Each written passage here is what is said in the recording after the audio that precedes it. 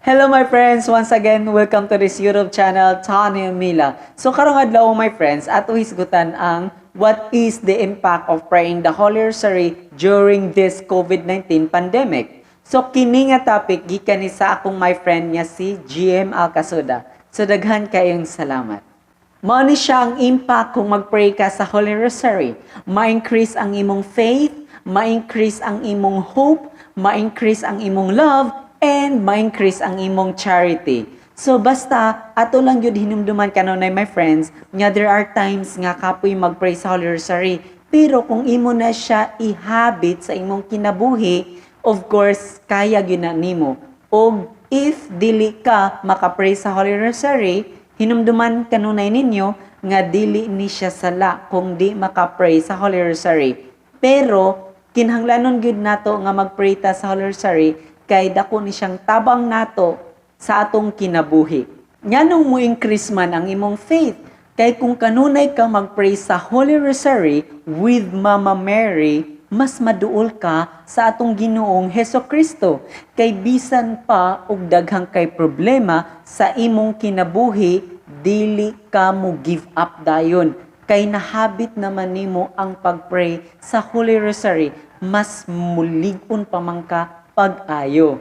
O nganong mo increase man ang imong hope. Like for example, nawada na ka og trabaho. So what will happen to you? Di ba ma-discourage ka? Pero kung kanunay ka mag-pray sa Holy Rosary, kanang imong discouragement mahinay na og kawala. And that's the time nga ang imong gana sa pagpangitag trabaho mubalik na sad. Kay imo man hunahon nga na ako'y pamilya. So nganong mabalaka man ko, nganong ma-discourage man ko, kinahanglan nga mo barugayod ka sa imong kaugalingon ug mangita ka og trabaho. So that's the time nga makakita ka og trabaho kay nga naman sa Holy Rosary na ay intention nga na. So imo gyud na isulti kanunay nga Lord, I hope and I pray nga makakita nako og trabaho. Pero kinahanglan gyud nga naay action ha kay arong makakita pug ka og trabaho. Okay? Ug nganong mo increase man ang imong love? Love sa imong kaugalingon, love sa imong pamilya, love sa mga katawhan, love sa atong mahal nga birhen, ug love sa atong Ginoo. So that's the time nga matagaan nimo og importansya ang pagpakamatay sa atong Ginoong Hesukristo arong maluwas kita sa atong mga sala. So imo sa imong una sa imong kaugalingon nga hala no gigumag gyud ko pagay sa Ginoo. So meaning to say naday ko'y purpose nga sa kalibutan. So that's the time nga ang imong kabalaka, ang imong kahadlok mawara na siya. Basta lang gyud kanunay mag-pray sa Holy Rosary.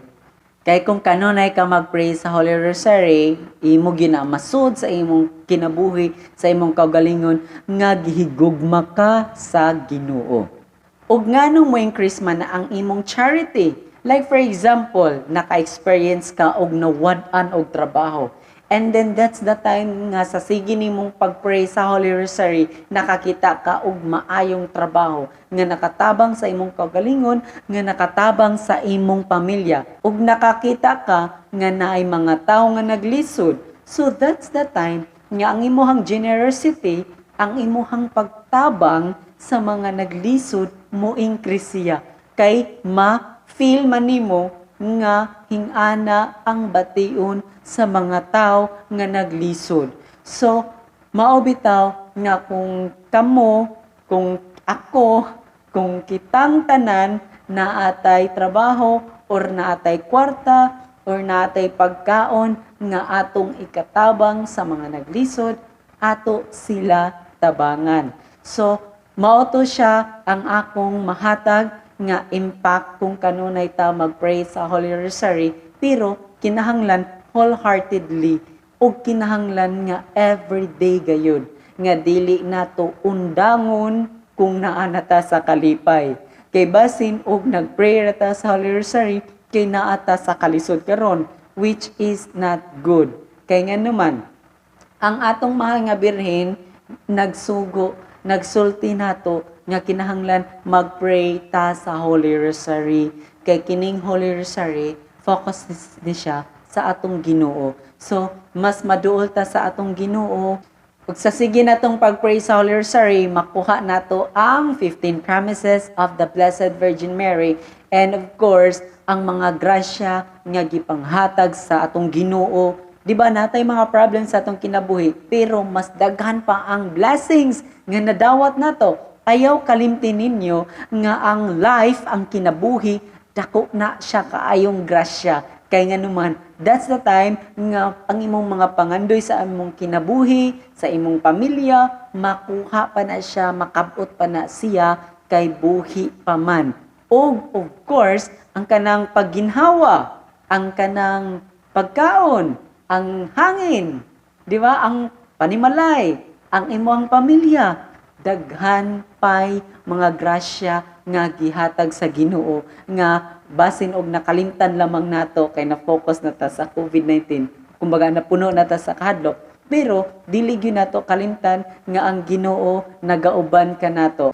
And of course, basin kini nga COVID-19, maka-remind ni nato nga kinahanglan magbag-o na ta sa atong kinabuhi. Kay kung magbag-o na ta sa atong kinabuhi, of course, ang atong kalibutan, ang atong bansa, dili gayud maglisod. Ug sa atong pag-pray sa Holy Rosary with Mama Mary, ngadto sa atong Ginoo nga si Jesucristo, nga mahuman na unta ni ang COVID-19. Og maora ni siya, my friends. Og namoy nakatunan na ni nga video, ayaw kalimot pag-subscribe, tapos i-click ninyo ang bell below. I-all nyo na lang para updated mo sa mga latest video ko pa nga i-upload sooner or later. Og ayaw pod kalimot pag-like ani nga video. My friends, ayaw pod kalimot pag-subscribe sa akong my friend nga sa GM Alcasuda sa iyahang YouTube channel. And my friends, please continue to pray the Holy Rosary every day. And please, kinahanglan gyud nga mosimba ta matag Domingo, dili gyud na nato angay kalimtan.